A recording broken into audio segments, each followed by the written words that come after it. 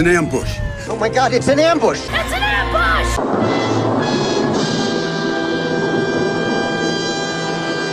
Of course! Good evening, everyone, and welcome to another... Try that again. Welcome to another installment of TEDXcellence, the show where I apparently don't know what I'm doing when I have to see my own face on the screen, and I'm distracted by it because I'm not used to it. So, here we are. Rock me like a hurricane. Yes, I am returned from a week of playing, well, not any kind of complaining way, but acting as nurse for my mother, who's recovering from knee surgery, and this is all after the passing of my father. So it's been a very complicated last couple of weeks, but I thank everybody for all of your well wishes. Mama Scribe says hello, and she thanks you all for your well wishes, which I just said. Anyway, can you tell I'm a little frazzled? It's been a little while, and I've been rushing around trying to get things done and getting home and trying to decompress a little bit. But here we are, once again, for another installment of TEDXcellence. And I come to you live from Crater Valley on the moon with Dogcat Fox, a Pepperjack, and all of you. Good evening, everyone. Welcome to Friday, a special Friday episode. Hope you're all doing well on this beautiful Friday evening. Apologize for any interruptions or disruptions to your usual viewing schedule, but I just needed to do something. I felt cabin feverish and pent up and sort of, while I love my mother and I had no problem taking care of her, where she lives and my disconnection from my usual routine was trying at times. And so I needed to come back and decompress a little bit. And what but better way to decompress than by watching a TEDx talk, right? That's what I tell myself anyway. Anyway, all that being said, who's joining me for this ambush TEDx talk on a Friday evening? Jay Blizza, good evening. Some Namniel Nation. I can look down here. Yes, I have to get all my orientation right on where I'm pointing and looking to do things now, because it's all backwards on the camera. It's over here. Let's see who else is there. Alice Morgan, hello. Kiro Soldier, good evening. The Vexorcist, good evening. Also, this is the first time I'm attempting to stream in 1080p, so I don't know if that's going to cause problems on the viewership end. If it does, I think I can revert live. I don't know. But if you see some problems visually, let me know. Aside, from this visual problem, which I can do very little about. Blue-Eyed Scream, hello. Suzanne a la Richard, good evening. Who else is here? Angelverse, hello. Got to look around my microphone. Blue-Eyed Scream, hello. And I think that's everybody I see. Seems fine here. Okay, well, it might make a difference, it might not. I don't know. But, all that being said, we've got... It's been, I don't know, guys. It's been a little bit of... It's been a time. I'm still in the maybe the processing stage of all the events that have occurred in the last couple of weeks, and trying to deal with it. By the way, I want to thank everybody. I don't know that I had a chance to officially do so. Thanks you all. Thank to you. The Pepperjack is already hitting me. Thank you, everyone who participated in and especially donated to the fundraiser. At my last rough count, we had achieved just over $2,500.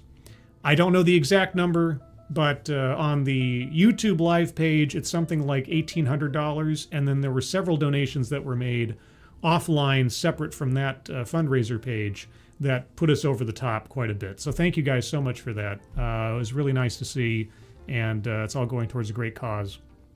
I learned quite quickly about the cost of treatment for leukemia for your average mortal. And a cost that in any other circumstance would have led to my father's demise far, far, far, far sooner than was the case, but only because he had the benefit of the Veterans Affairs Administration to help him with his medical bills. So he enjoyed that benefit for his service, but a lot of people do not have that benefit, and so if there's any possibility in the near future otherwise that we can come up with a more effective, cheaper, or treatment cure for this terrible scourge, fingers crossed, knock Formica. Anyway, who else is here while I get myself ready here? Miranda Stone is here. Guys, I don't know if you know about Miranda Stone. Maybe you do. I don't know. But if you don't...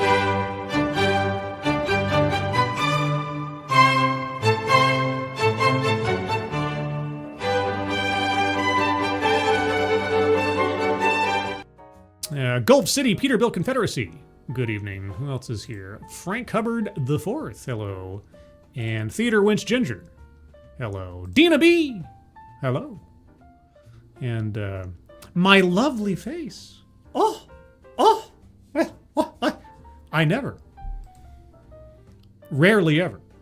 Anyway, guys, tonight, the special, such as it is, let me get the title up here just so I know what it is. I should know what it is, but everything's blocking it all. Come on. I apologize. Professional TEDx streamer here. What does identity mean? Oh, sorry. What does identity even mean when you're always the minority?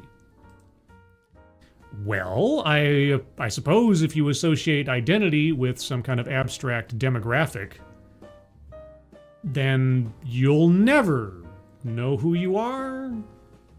I don't know. But we'll find out together. This was one of the options for the 9th anniversary fundraiser stream that we did not use. And as I was a bit rushed to get something on the air and get myself all ready, I decided to pick that one. I was looking through the current crop that has shown up in the last several days, or I guess the last week, on TEDx, and I didn't really find a whole heck of a lot just looking at it. Although there is one that I might address in the future. Get this for a title. Maximalist Art as Queer Resistance to Authoritarianism. Now, if syllables paid dividends, let me read that one again. Maximalist Art as Queer Resistance to Authoritarianism. Yeah, so maybe next time. Maybe next time. Robert Pincus. Hello. And the reason that I'm looking like this way is because I have to look around this thing here. That's my microphone, and it's blocking part of the screen. So if I look that way, or I look this way, it's because it's blocking the chat window so I can get my microphone centralized. Yes. And my... You know, my name and the little subtitle there makes the whole X thing underneath it kind of redundant. I'll remember that for the future. Anyway, so, with all that being said, tonight's bingo card is bingo card B. I made an executive decision to choose bingo card B. B is in back home. So get your bingo card Bs ready. Links are in the description below. And with that, I'm going to turn down the background music just a smidge. And then we will start the show. All right, this one runs just under 13 minutes. Well, that's all the preamble I've got, guys. Here we go. What is identity? You want the dictionary definition, or do you want the John Cusack movie from 2009? 10? Identity was one of those movies that I figured out the twist like in the first 10 minutes. It was like The Village, M. Night Shyamalan's The Village. I was sitting in the theater and I was watching that movie, and as soon as I got the gist of what was going on, I thought to myself, oh, this is some kind of like, spoiler alert, this is some kind of like isolated nature preserve. And I thought, but wait, how would they, it's all sort of semi-frontier technology era stuff, how would they deal with airplanes? And so my first thought was, oh, it's probably a floating satellite. It's like some kind of habitat in space.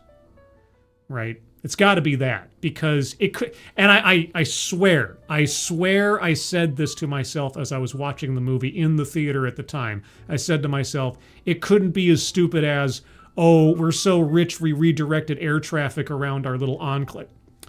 We redirected air traffic all around our enclave. It was, oh God. So bad. But anyway, yeah, but the Identity movie with John Cusack, in the first, it was so quick. As soon as I saw the guy's eyes moving around, he goes, oh, he's in REM sleep. It's all a dream. Oh. Anyway. Is it about place, No. language, culture? Are we born into it? Or Okay. I mean, admittedly, identity is an abstract in and of itself. Like, is my identity simply my name? Is it the way in which I express myself? Is it my personal style? Is it a combination of these things? Can my sense of self be defined by the outside forces that just arbitrarily find their way into my life, whether it's culture or the way I was raised or the music I like or whatever? Sure, I guess, kind of. But I don't know. What do you think identity is? And make sure I got the bingo card. Do I have an identity? I don't think I have an identity square. No, not yet. are we born into it? Or do we choose it? I think it's mostly choice. What is it about places that we love that makes who we are? I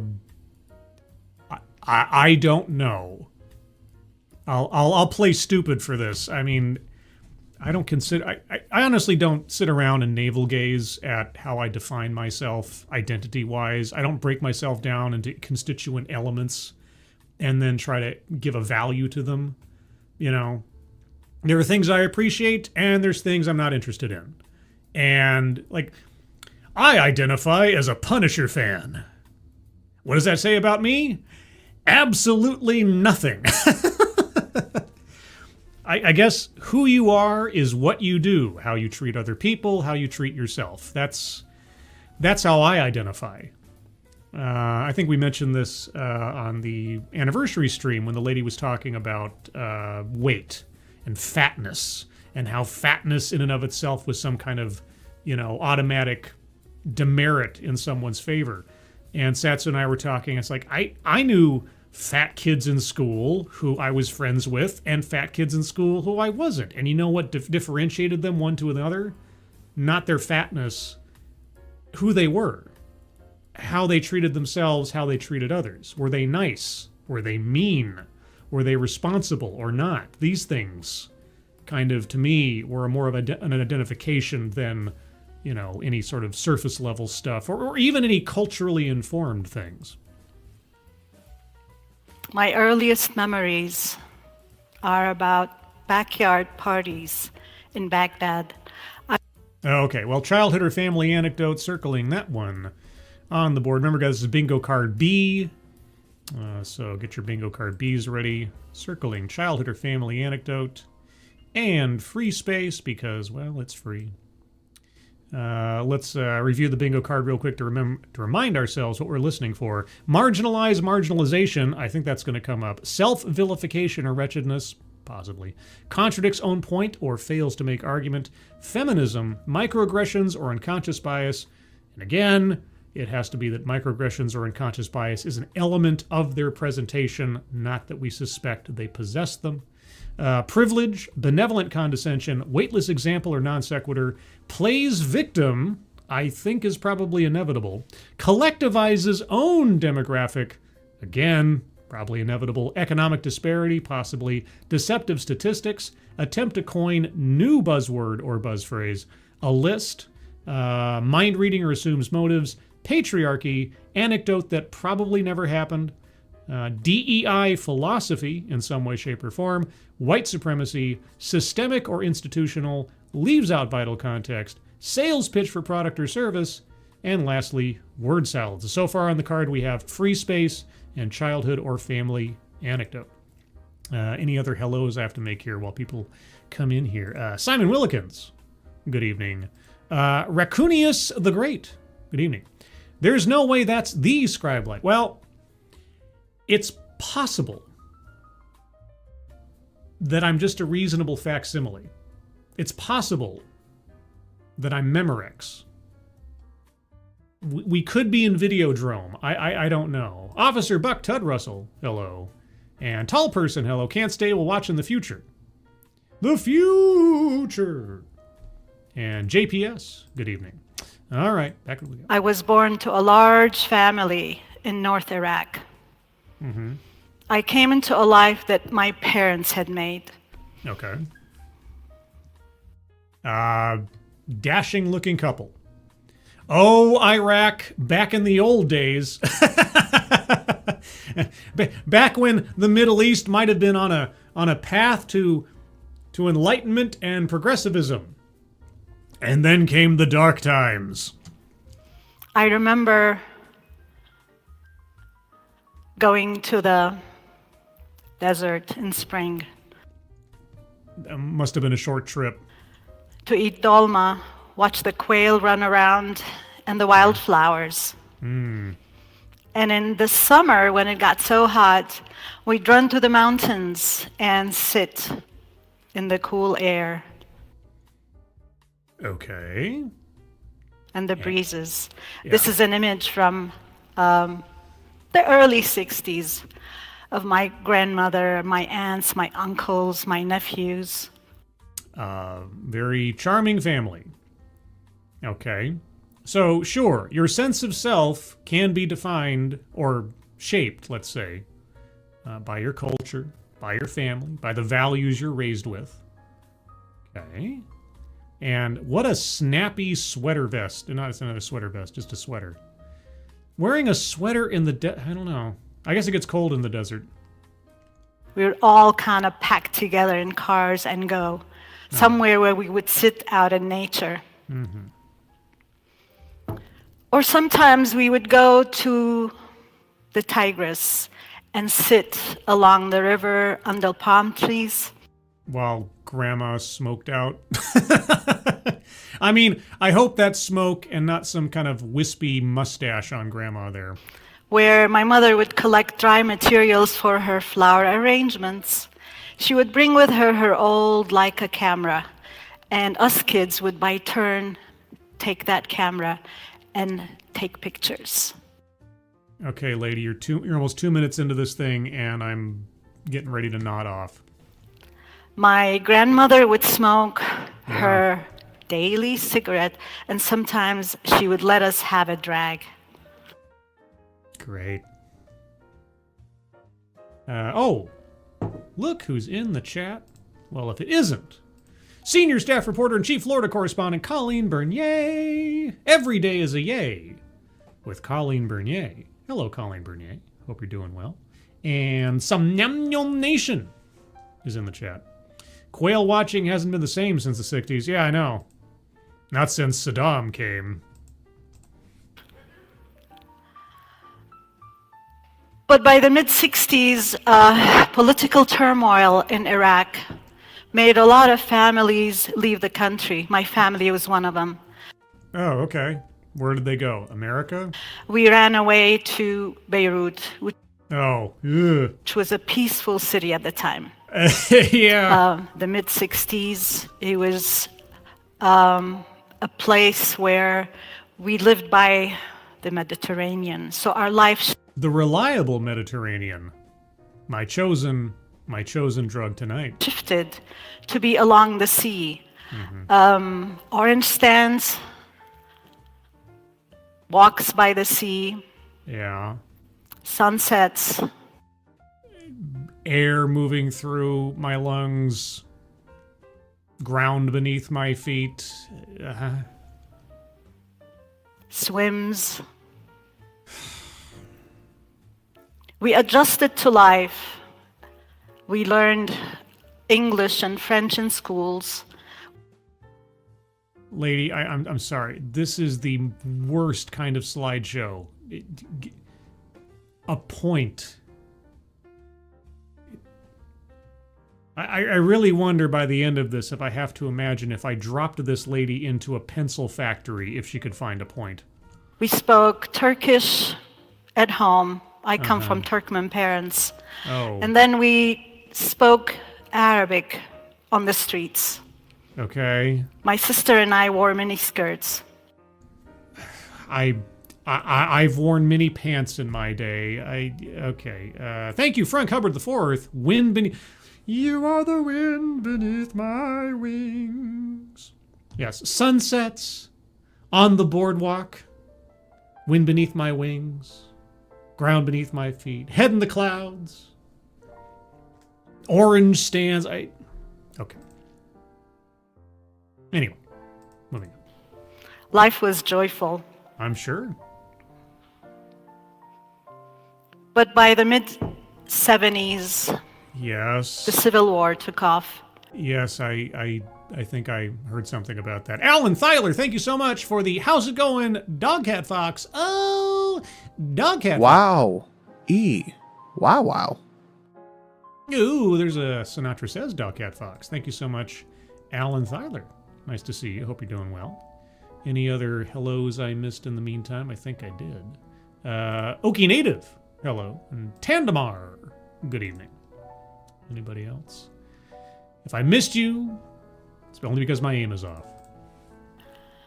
And we had to leave. Yeah? The place became impossible to live in. We were stuck in the dorms. Violence became a way of life, and food became scarce. Okay. I'm not going to fault somebody for talking about, their unavoidable personal tragedies. You lived in Iraq, and then things went bad. And you moved to Beirut, and then things went bad. And none of this had anything to do with anything you were doing or otherwise. Forces beyond your control. Fine. And I'm not going to cite any of that thus far as play's victim, because these are existential threats to, history and nations and things. But at the same time, can we at least move to a point, move to an argument, something? Because if this is just going to be even a semi-justifiable pity party,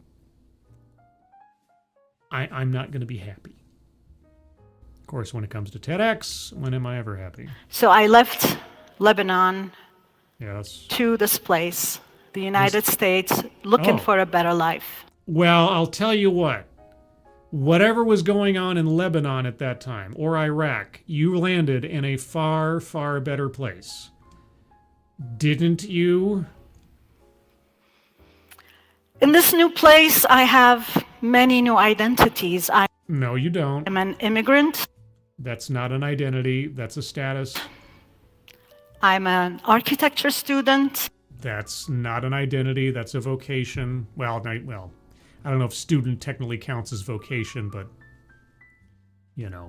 whatever. I'm a wife. That's not an identity. I'm a young woman verging on womanhood. Oh, back then. Yeah, okay. Here's the thing. You know what? If you listed off, how many times have I said something just like this? If you took that entire list of elements and put them on a piece of paper and put them in front of somebody who had no idea that this TEDx talk existed, would they be able to say, oh, we're talking about this individual? No. Because none of those things say anything about who you are. They don't denote anything about your character. They don't denote anything about you as an individual. They're just a random assortment of elements. Well, I originally come from Romania, and I'm a carpenter, and I went to school to be an electrician, and I'm also an uncle. And am I a saint or a serial killer? You don't know. You don't know. And within a couple of years, I become a mother of two.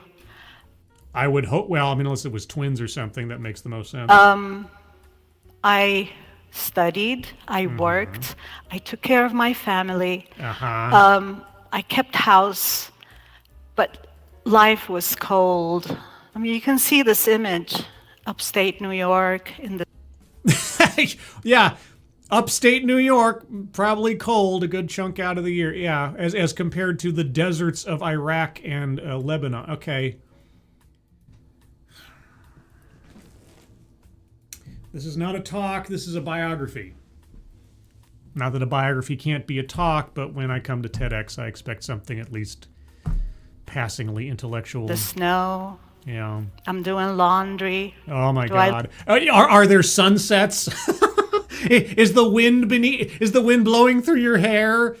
Are there orange stands? Look happy. Hey, let me ask you something. As compared to Civil War Lebanon, is upstate New York a decent trade? Standing in the middle of the street with your laundry in upstate New York, is that better or worse than Civil War torn Lebanon? I mean, I guess it's a toss-up. So we moved to the south, Okay, what kind of South? looking for warmth. Okay. I should be content, but As compared to Civil War torn Lebanon, yes. Proportionality. Compare and contrast. Yes, you should be at least more content than where you started out at. But there's a but. should be content, but I'm not. Why? Tell me. Please do. Tell me why. Ain't nothing but a heartache. Anyway. There's no language within me to express what I'm feeling. Horse hockey. You're on a TEDx stage and you're telling us. Come on. Lay it out. The feeling of isolation, Oh, so you do have isolation is language. of missing home so much, Yeah. of missing the language, missing the food, missing my people. Yeah, no, I get it. I get it. Stranger in a strange land, but it's either this or war-torn Middle Eastern countries. Okay, so here's a thought, and maybe she did it. I don't know. How about you start, I don't, or like open a restaurant, serving the food that you're most used to, taking family recipes, making a little corner of your culture in the world that you can introduce other people to and revel in yourself. The big family. Yeah. I didn't have language within me to express how I was feeling, but I knew how to use a camera. I bet you did, but whatever. Anyway, in the chat, hold on. Did I already say hello to Roasted Opinions? Hello. What? No avatar? Unfortunately, I have all the unobtainium I need, and I am not I did not require a giant blue Smurf outfit to feel like I'm comfortable in the world. Reference.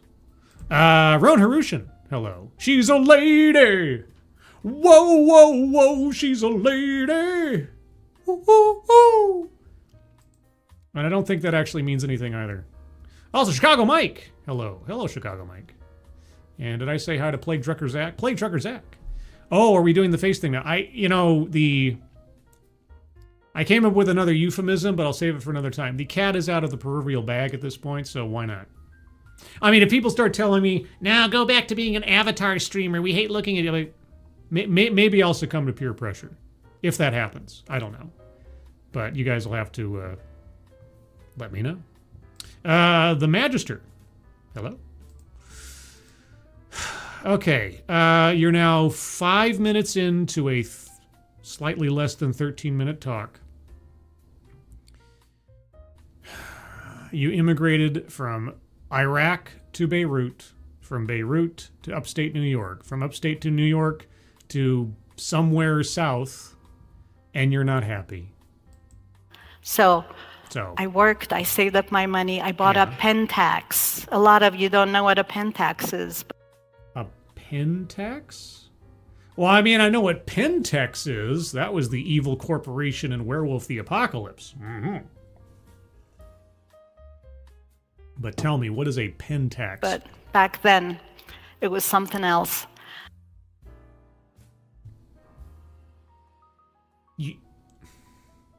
You have to tell us what... I don't know what it is. I know some pretty antiquated trivia. But I don't recognize that. If you don't tell us what that is, I'm circling leaves out vital context, because you can't bring... And maybe also weightless example. You can't bring that up and not tell us its significance if you're going to bring it up in the first place. Come on. The Pentax helped me document what was churning within me and the life around me. Oh, wait. Is that a camera? That's a kind of camera, isn't it? Yes, Colleen Bernier, senior staff reporter, chief Florida correspondent. Colleen Bernier. Pentax is a camera. That's right. Okay, I think now that I think about it, I think I knew that name, that brand name. Okay, yes, I think I knew that. Okay, I'm not trying to be like retroactively brilliant or something, but in context now, okay. So, you didn't have the language to express your sadness and your depression. Oh, I miss home. I miss civil war and backwards nations that are thrusting themselves into, Iron Age belief systems. I wish I could go back. But thankfully I have this camera, and then? This kitchen, one friend, the children. Mm-hmm. And then when I learned how to draw, I made this image of, it's a mother holding her two children while there's a storm churning around her. Is this just one big brag fest? Oh, look at me. I'm such an artist.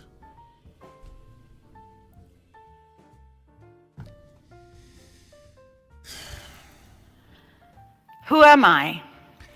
I don't know! And at this point, honestly, I'm not sure I care. Where am I? On a TEDx stage. It's the only reason you and I are interacting even abstractly. Where is my life going? I don't know. You don't know. And you know what? Nobody knows. An asteroid could fall through my roof in the next 10 seconds, and that's where my life is going. I don't know. If I've learned anything in the last 3 weeks or so, it's that nobody can be quite sure where their life is going, because everything can turn on a dime. Last spring, I'm pretty sure my father had maybe some abstract notion of where his life was going. Oh, but whatever plans he had, so... What do you want from me, lady? As your audience member, what do you want? And what is the meaning of this life? Okay.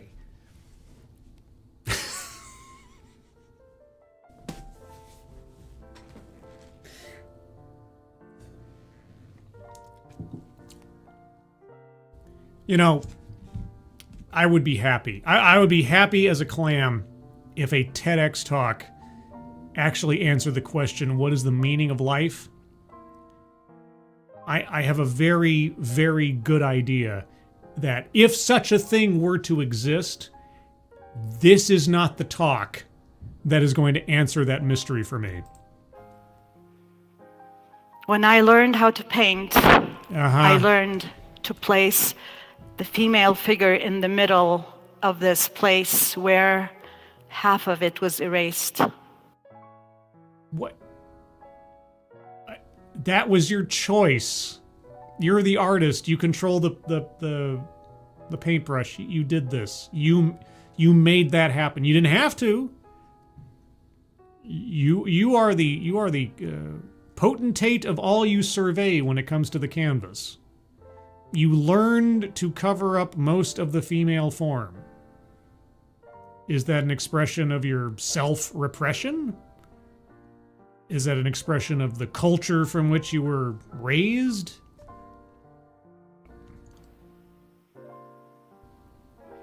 And sometimes she was floating in a space, lost.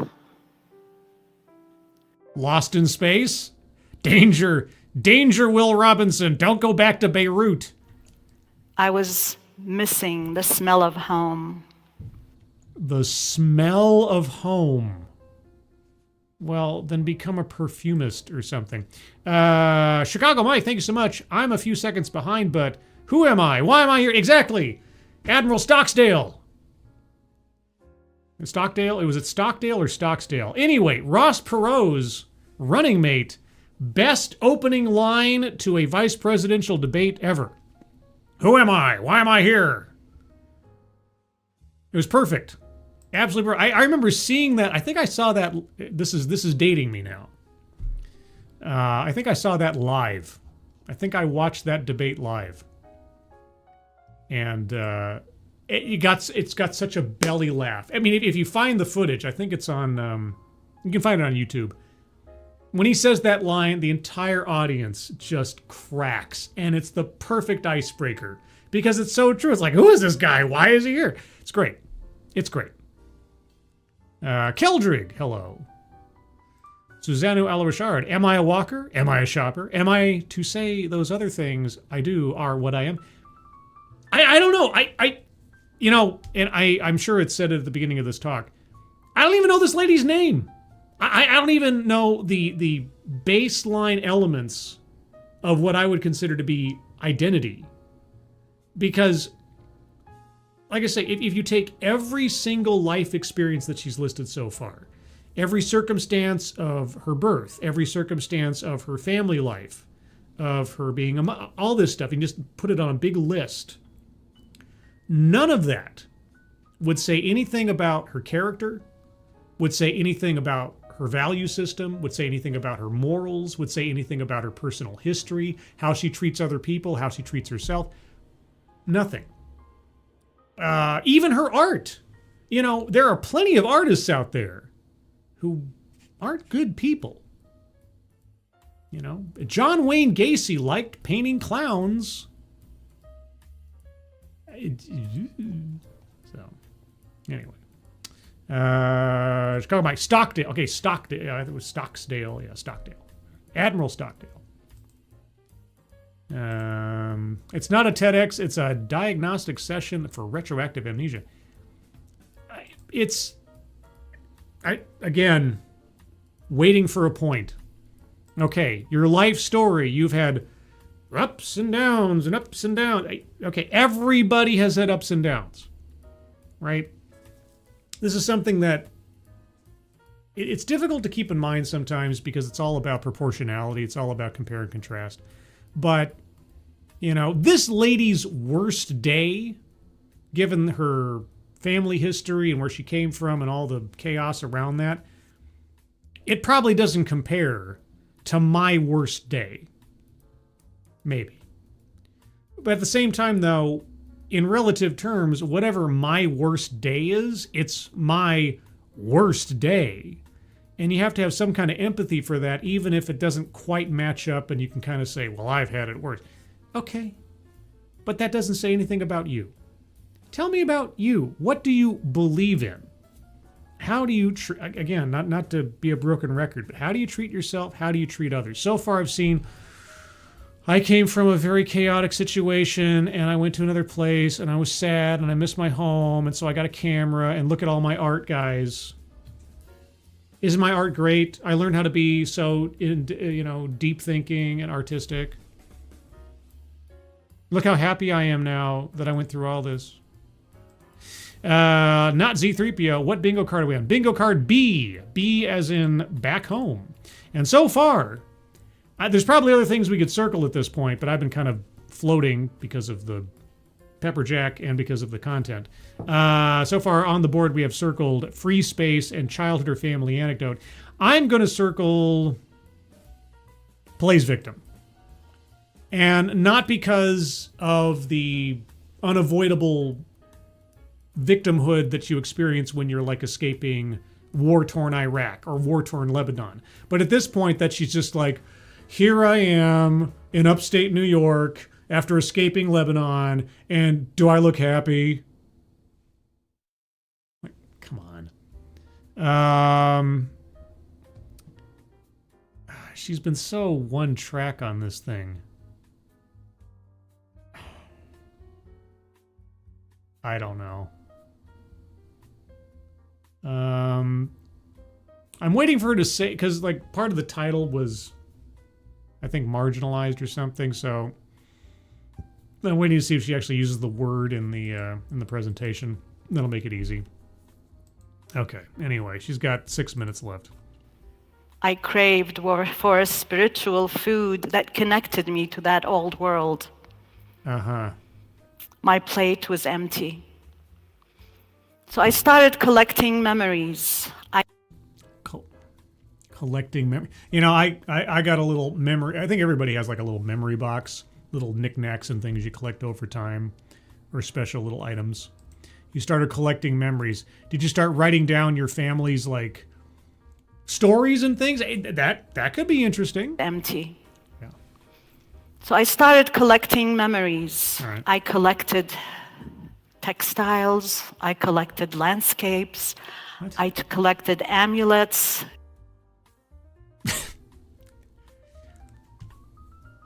Suddenly, I have an image in my mind of our speaker with a fedora and a whip running around in ancient lands. Costumes. I collected images of my childhood. I did too. They were called comic books or Marvel cards. I've got notebooks full of Marvel cards. Kind of like Mitt Romney had notebooks full of women. Except mine were Marvel cards. Spider-Man and X-Men, and I got a few Punishers in there too. I painted the streets where I played. I painted the songs and the lyrics of my Turkmen relatives. I don't care. And I opened my heart to them and remembered them. Right. In this painting, a woman's fate or kismet is being tattooed on her back. Yeah, I've known a few women who have had their fate tattooed on their back before. They're called tramp stamps, and it might say something. I'm not saying that it defines your future, or I just, you know, what do you want? Alan Thyler, thank you so much. You look a lot younger than I thought you would be. Well, it's the magic of lighting, Alan Thyler. Also, clean living, because I don't smoke, and I rarely drink. And it's, you know, clean complexion. Yes, this is 46. I know. I'm, you know, hoping it holds up for a while.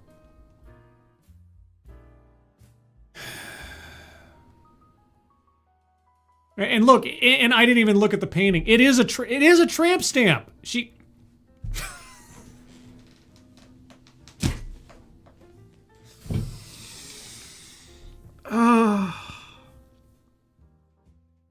Kismet, I tell you. Kismet.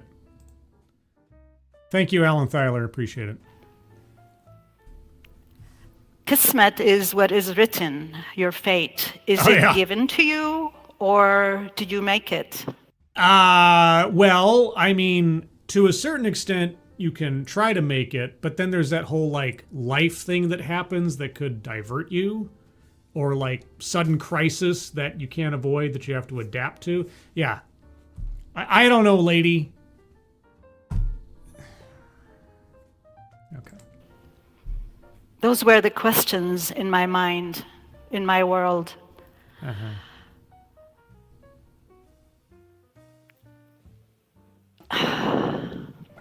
But soon I started recognizing the details of my life. Only now? Or only then? The details of your life? Like what? The prairie grasses. Where did you move to? She says she moved to the south. She never defined what south was. Thank you again, Alan Thyler. Good man. I am 56. Keep up the good. Well, hey.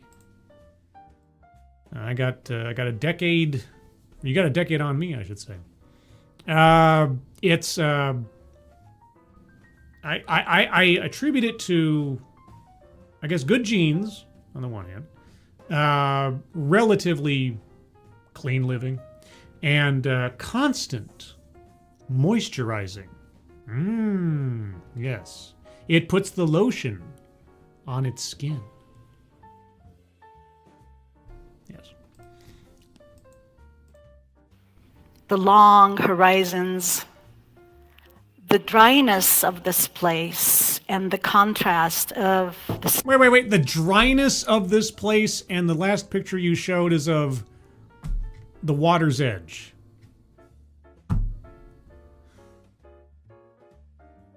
dryness of this place and the contrast of the summer rains when the playas got full of water. Playas? I don't know what that is. The winter sunsets and the color. And the harshness of this environment. There was a contrast that was all around me.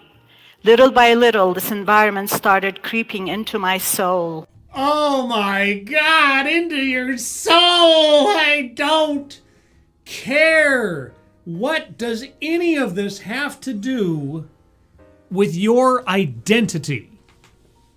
You're talking about your environs. You're talking about the experience of being in a different place from what you're used to. Congratulations. Life happened. You migrated. I know, stranger in a strange land, takes some time to adjust. It's never going to be exactly like home because you're in a completely different country, in a completely different culture, in a completely different environment and geography. I know, it's crazy. So what? And it became part of who I am. How? Okay, all right, fine. How? How did it change you? Okay. How were you before this change, and how did it alter you into what you are now? It's not going to tell, well, it may not tell me much about who you are, but you could at least describe the evolution. Like, before I came to America, I thought this, or I did that, or I appreciated this. Now that I've been in America and I changed into a different culture and this, that, and the other thing, I have become enriched or altered because specifics. Can you give me a specific example of how you went and changed as a result of this? Please, just something I can sink my proverbial teeth into. I started connecting to the fruits of my childhood. How? I planted figs in my yard. What, okay.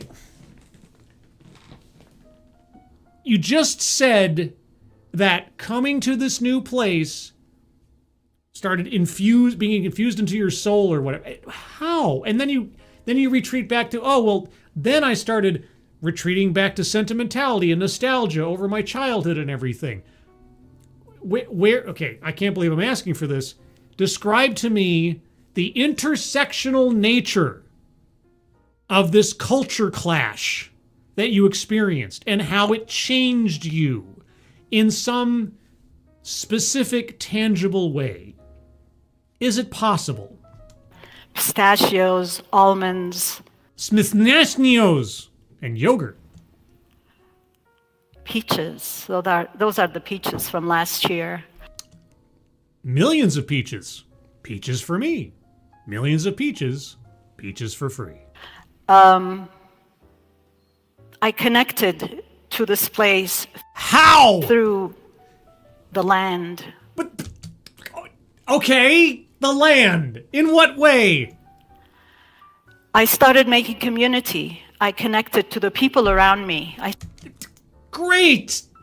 How? And what did that do? And how... Started going with them to the landscape and Going- participating in this community that what- loved what? the landscape. The community that loved it. Were they landscapers? Were they farmers? Were they terraformers? What? Prairie grasses, The prairie the playas around me. Uh-huh. Will she stay laying on that altar, wrapped in her shroud, dreaming of the past, I don't know. thinking of that olive grove from childhood? Is she gonna stay there, laying still? You know what? I'm going to say yes, because at this point, I feel like we've moved nowhere. In 9 minutes and 28 seconds, you have taken us practically nowhere in whatever your presentation is. Thinking of the past? No. I had to remake myself. How? Good. Jeez. I cannot describe to you how frustrating it is to be constantly cock-teased by these TEDx presenters that imply they're going to tell you something revelatory. Yeah, just keeps like, I can't tell you how I was. Well, I guess she's being. Okay, I take it back. I guess she's being honest. She can't tell us. Not that she won't. She has absolutely no capacity to describe to us anything of use.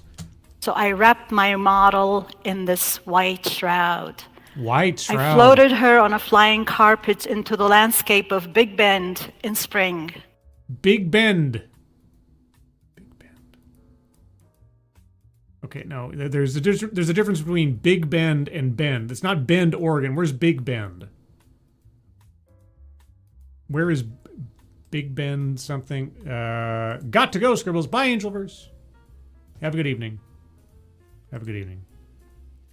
It's Nirvana, Scribe. She is nowhere and has achieved nothing. What is inside her heart-shaped box? I don't know. Average Joe sounds like an English literature professor. You know? Believe it or not, I'm walking on air, but believe it or not, I have had to endure more than one English literature professor. And you're not far off the mark. It really is. I mean, if she was talking about her own writing adventures and stuff, it'd be closer. But yeah, pretty much. Oh God, my English literature professor. At least 2 or 3 of them in college. College I was paying for. They spent at least half the semester pitching their own written works. We had this one teacher, I forget her name now, thankfully. We had to buy her little book of poetry. That was part of the class requirements. We had to go and at the time, I didn't know that we were buying her book. It was named in some kind of sort of abstract way, and I'm not quite sure.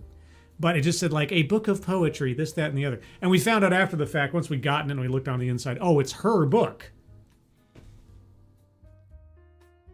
I mean, nice work if you can get it, I guess. One way to increase your sales.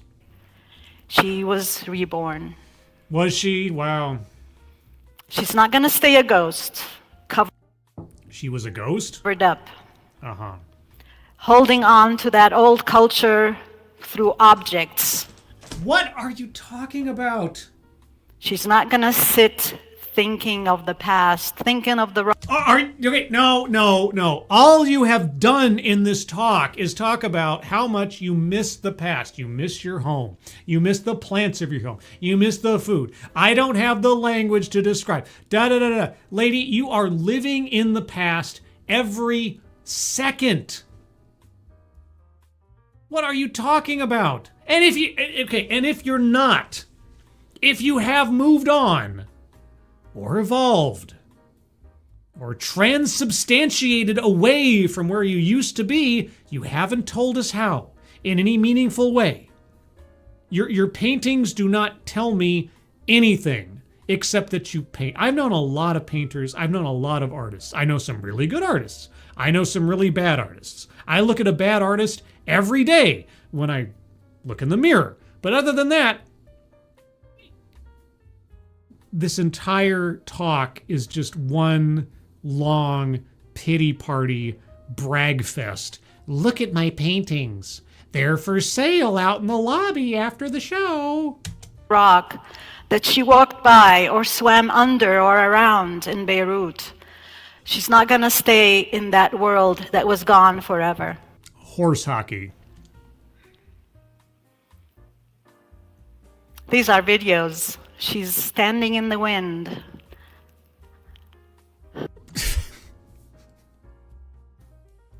With all the colors of the wind. Is she going to stay in there, dreaming of a world, talking to the birds in a environment made of gold and ether? Lady, I don't know, and I honestly couldn't care less. The hills around me remind me of the hills back. The hills are alive with the sounds of self-pity. Where I was growing up. Okay, so even now you can't let your past go. These hills remind me of Iraq. Okay, so you're still living in the past.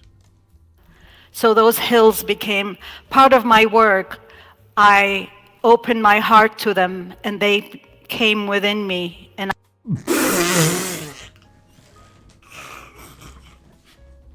Sorry, I just had a third grade moment. I apologize. You mix the pepper jack with a third grade sensibility that in most cases I keep under wraps. If the hills came into you,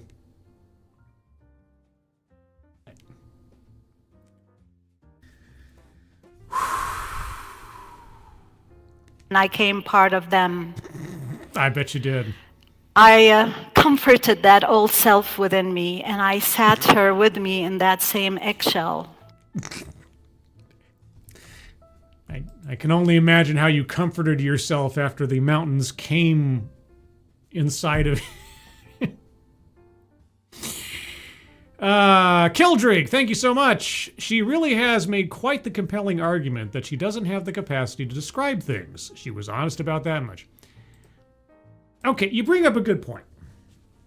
You bring up a fair point. Some people have a hard time describing in words what they mean, what they think, what they feel, and are far more comfortable describing those things through a different means of expression, such as art, such as photography, poetry, so on. Okay, fair enough. At the same time, if you're going to put on a TEDx talk, you should have something to say that is identifiably meaningful.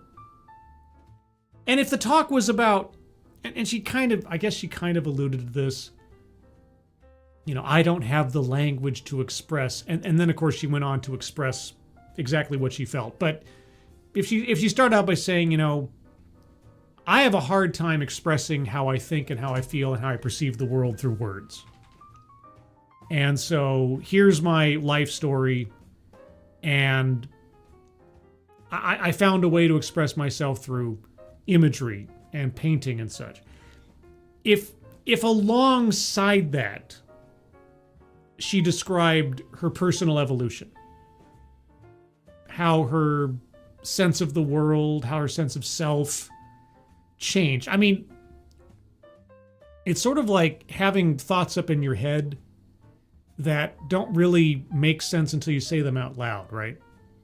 Like a whole bunch of feelings and emotions, then you have to voice them, and maybe you have to practice them out loud in order to sort of articulate yourself more clearly, as I'm attempting to do here, even though I'm soused up on pepperjack.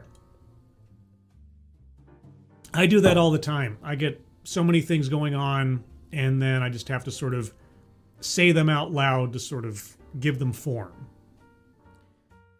And I could do a TEDx talk about talking about that. It's like, my brain is going in 17 different directions at once. I'm thinking about what I'm doing tomorrow. I'm thinking about what I'm doing right now. I'm thinking about a song that's stuck in my head for the last 5 days and the lyrics. I'm thinking about what might happen in the future, what has happened in the past. And then I'm thinking about some news story that's happening right now and trying to get everything winnowed down to where I can make a coherent, statement about what I'm thinking. I have to say it out loud and talk to myself and maybe say it 2 or 3 times to try to form it and try to craft it and try to refine it. So not only do I know what I mean to say to myself, but on the off chance I ever have to say it to somebody else, I already have it sort of pre-written. Okay, that'd be a talk. And if that's what she was doing here, I might have some more empathy for her. But she's just babbling. Word salad is going to be circled. Do not doubt. Word salad is going to be circled here. But anyway, that being said. And we floated into this landscape of this place. This is Caprock Canyon. Then I took my grandmother's veil and I unfurled it and I connected it to the sky, gathering energy from the sky. Did you have any magical crystals around your neck at the time? And then I made her bigger. I burned her on wood. She started moving with me. As I moved into these different media, as I carved, she came with me. As I gathered textiles, beads, quilts, satin, velvets, and I started piling it on this shape that... Okay, I'm going to circle a list because that was a list of components of her collection, I guess. Also circling word salad because we've definitely been there. Leaves out vital context. Above and beyond. I know we're almost at the end of the talk. I should probably wait a second, but I'm impatient. Was my grandmother. I created this sculpture. The women in my family are at the heart and center of the work that I do. I'm shocked. I learn from their movement, from their language, from their culture. How? How did you learn?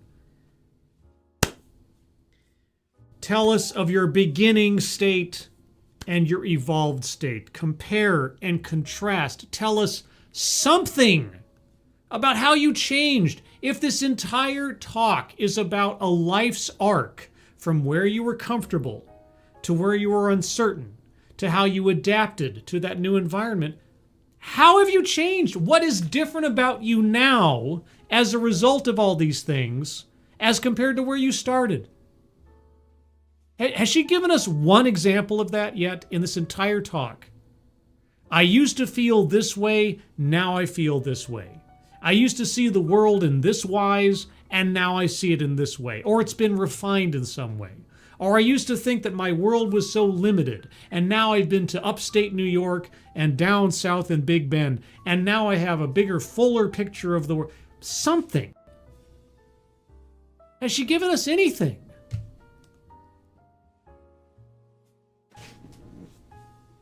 You know what I've come to understand over time, and I think you all have probably noticed this in doing these TEDx talks. What is your trivia question?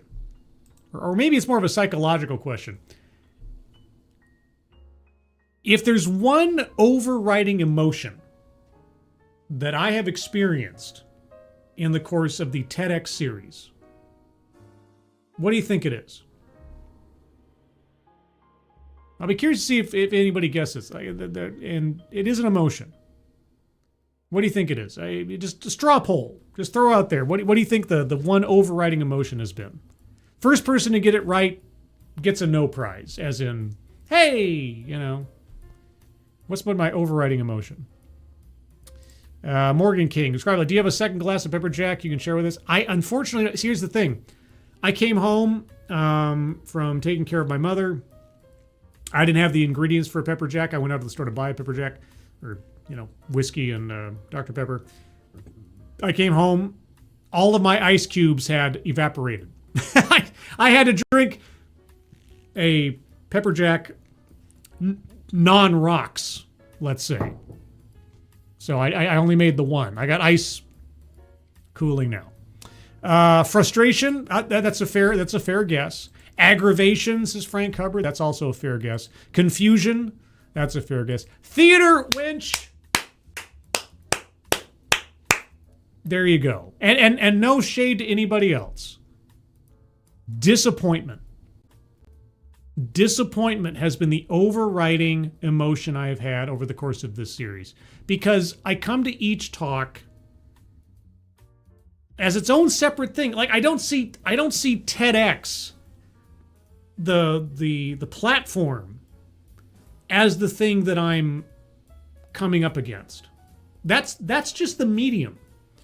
Each individual presentation in its title is giving us an implied promise that we're going to learn something or have ourselves challenged or be educated in some way, shape, or form. And there's been a tiny few that have done that more or less, or have stayed on point at least. Fair enough. But 9 times out of 10, what do we have here? We're waiting. We're waiting for somebody to make that argument, to give us that example, to really make it worthwhile to listen to them about what they want to say. And I feel like this lady has something that she could say, but she's not saying it. And could I mark it up to, oh, well, she's not a professional speaker and she's probably nervous and so on and so forth. I'm sorry. If you get up on a stage with a title, like what was it here? What does identity even mean when you're always the minority? I'm expecting something, if you can believe it, substantive.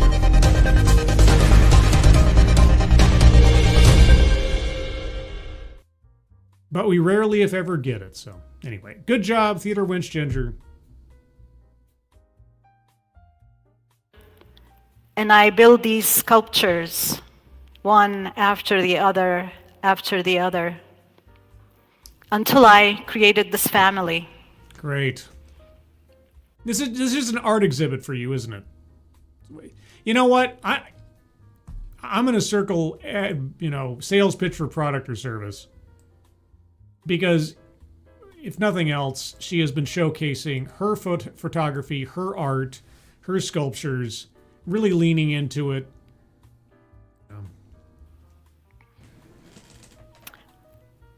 I gather memories from the past with dreams of the future to create a sense of self that is anchored ultimately in this present moment.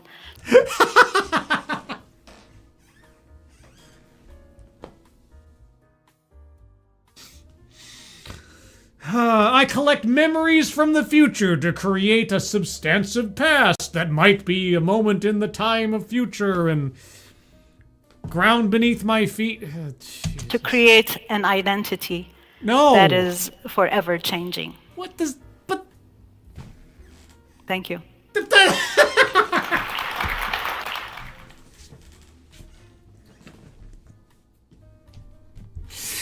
Where does the school board find them, and why do they send them to me? Okay. And as weird as it sounds, after a week of being out of my element and out of my comfort zone and everything else,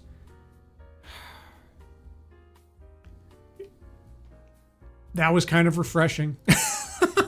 What does that say about me? I'm messed up. Anyway, let's move on to the bingo card.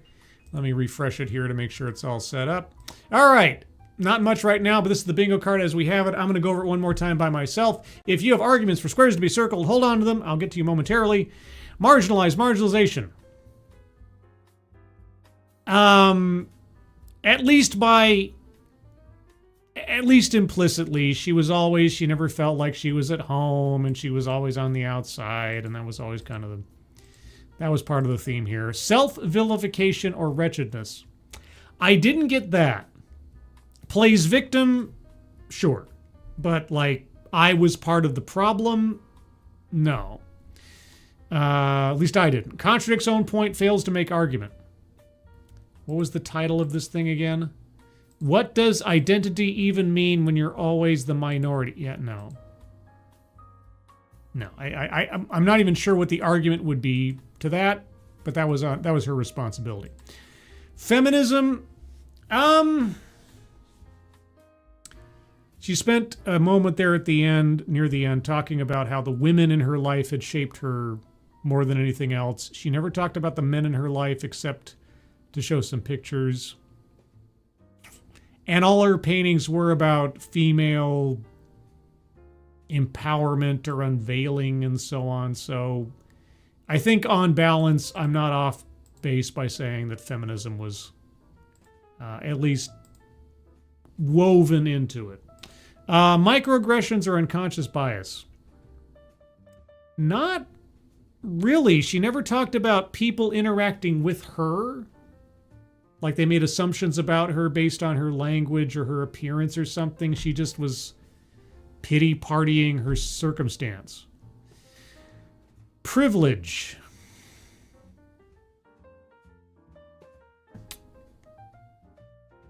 Not really. If, and I know this is a big ask given her presentation, if she had compared and contrasted her situation with someone else, like, oh, in upstate New York, my family of immigrants were, very this, that, and the other.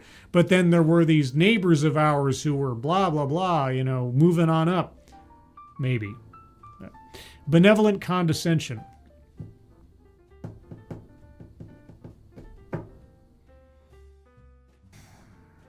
I'm sure there's something in there, but it's not occurring. Weightless example, non sequitur.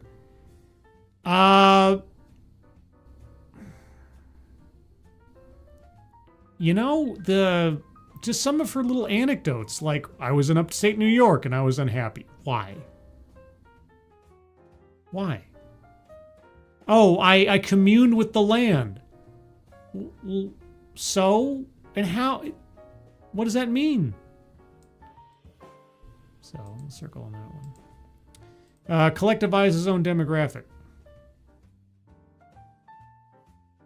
I don't know that she did. She kept it all very centralized to her and her family. And her family's experience. Strangely enough, I don't know that... Well, no, hold on. She went down that litany, which is also a list of, I'm an immigrant, and I'm a wife, and yeah, okay, you know what? Yeah. I take it back. Circle on that one. As though any of that was supposed to tell me something about her individually. Economic disparity.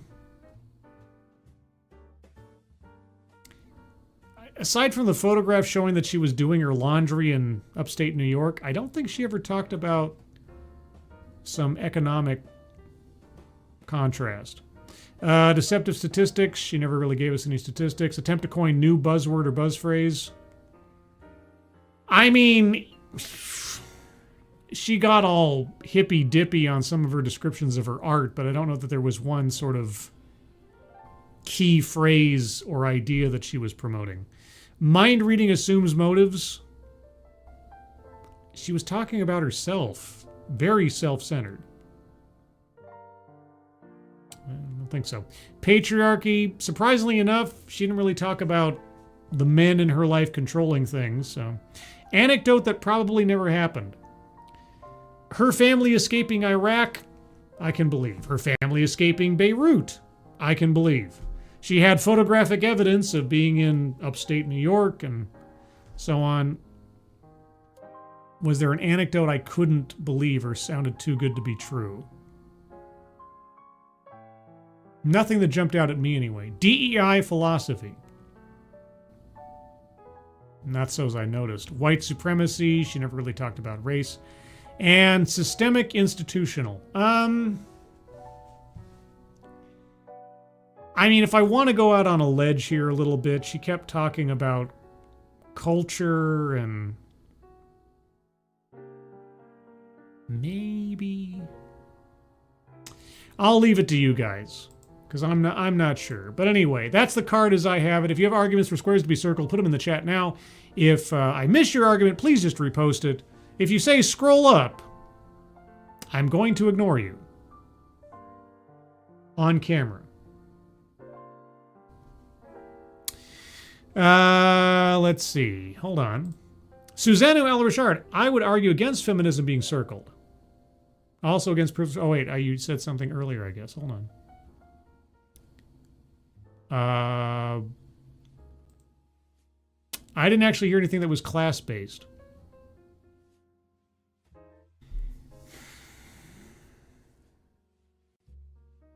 So you think I was too quick on the trigger for feminism? I could see that. Do I have a second on taking feminism back?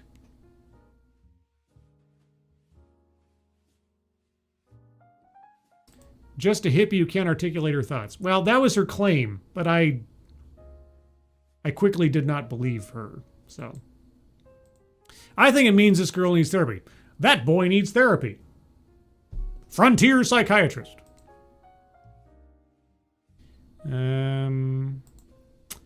Frank Hubbard, economic disparity, the reasons she moved. Well, no, I mean, if I take her at what little she gave us, she moved from Iraq to Beirut because of political instability, and from Beirut to America because of political instability, and then she moved from upstate New York to the South because of temperature and climate, literal climate. So I didn't hear anything about economy. I heard about creature comforts and habitat. Crazy in the coconut.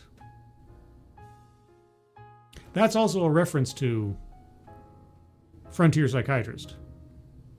Crazy, yeah, crazy. Yeah. Scribe got the reference. Oh, was that intentionally a reference? Well, there you go. I can do references. Frank Herbert, I guess I was assuming the political uprising was an economic relate. I mean, in Iraq, it was Iraq in the 60s moving into the 70s. Yeah, it was more political and everything else. I mean, I'm sure economy played a part, but she didn't bring it up. That's the thing. She didn't talk about economy being the reason that they moved. It was political unrest and then civil war. So, yeah. Okay, so I've got an objection to feminism being circled. Does anybody want to second that objection? Susanna, she didn't give us dates or context to make valid assumptions here. Well, I mean, she talked about like the 60s in Iraq and then Beirut. I mean, admittedly, I'm not a practiced historian at the Middle East or conflicts therein, but I can believe that around about that time, it probably was not the best of times. It was the worst of times. Rose opinion, seconded. Okay. Now I got to backtrack on here and see. So I have to circle collectivizes, weightless. Okay. 1 second. Let me revise here. Okay, so I have subtracted feminism from the board. Okay. Fair enough. I'm willing to do that. The Dead Man. Hello, The Dead Man. FU keyboard.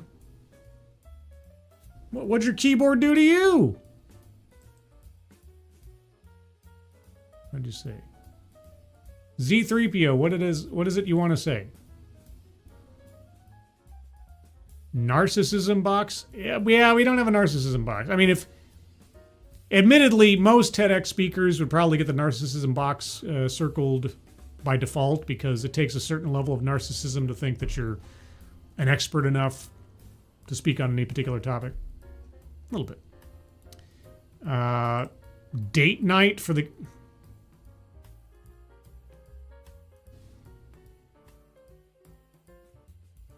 I mean, that's one way to look at it. Simon Wilkins, I suppose I should be applauded for making references other than JoJo ones, such as it was the best of times, it was the blurst of times.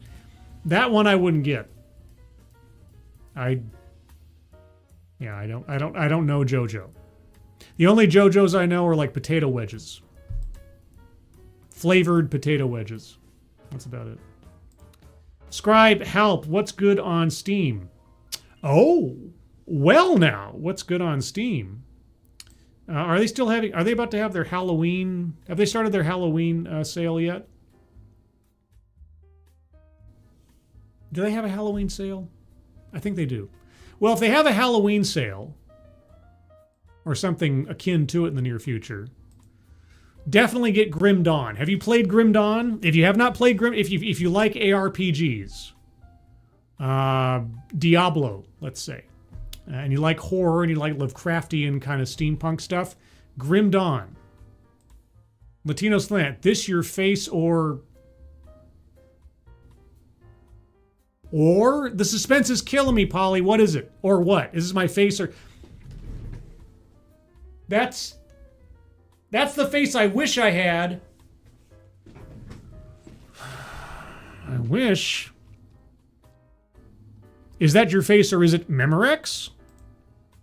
I don't know. Systemic narcissism assumed scribulus luxiferi.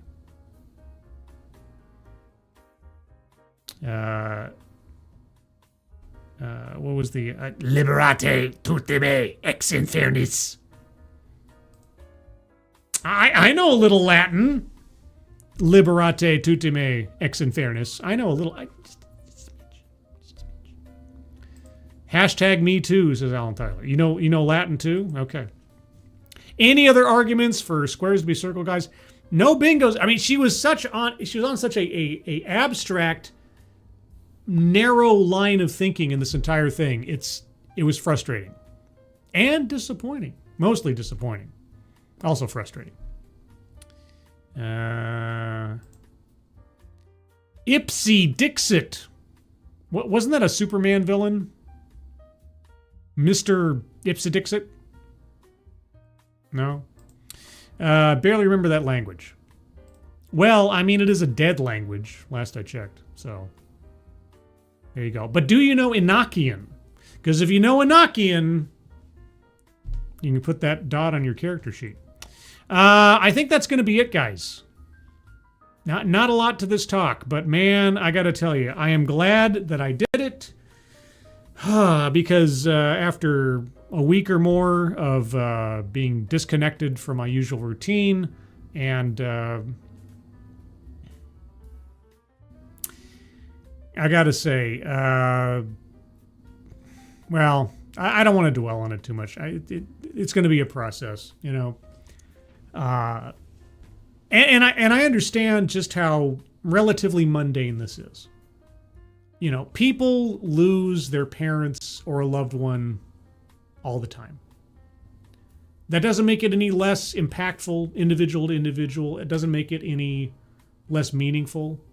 But I'm trying to keep, you know, some sense of relative proportionality to it. And just trying to take it, you know, bit by bit. There's no time limit on this. There's no timetable for how you deal with this kind of thing. But, you know, I'm more concerned for my mother because, you know, she's with the guy for 56 years. For whatever time I spent with my father growing up and elsewise, she's been with him forever. And on top of that, my mother's 77 years old. She loses her husband on a Monday. And then on Wednesday, she has to go in for knee surgery, which is going to take, on the low end, 6 weeks to get past the worst of it, and then a year to really get back to a point where she's mostly functional. And yet, throughout it all, my mother has been an absolute saint. She's not even Catholic, but if I could submit her name for canonization, for having to overcome such hardship in such quick succession, I would do it in an instant. And helping her out and seeing to her daily exercises and having to ice her knee and make sure that she's not overextending herself and seeing to all the little things around the house, while she's dealing with all this other stuff in layers that I can't understand because I wasn't married to the man. It's been quite the head trip. And now I'm just babbling. I think it's probably the pepper jack more than anything else. But anyway, I don't mean to digress. I apologize. Frank Hubbard, thank you so much. Sorry you had to join me in the Losing the Father to Cancer group. My father had brain past 2 months. Fuck.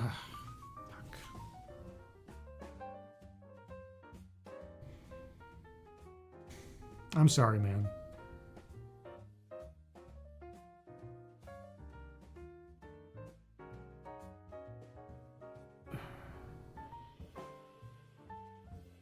I'm sorry.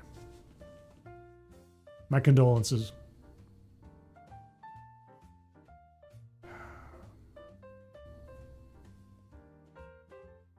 So,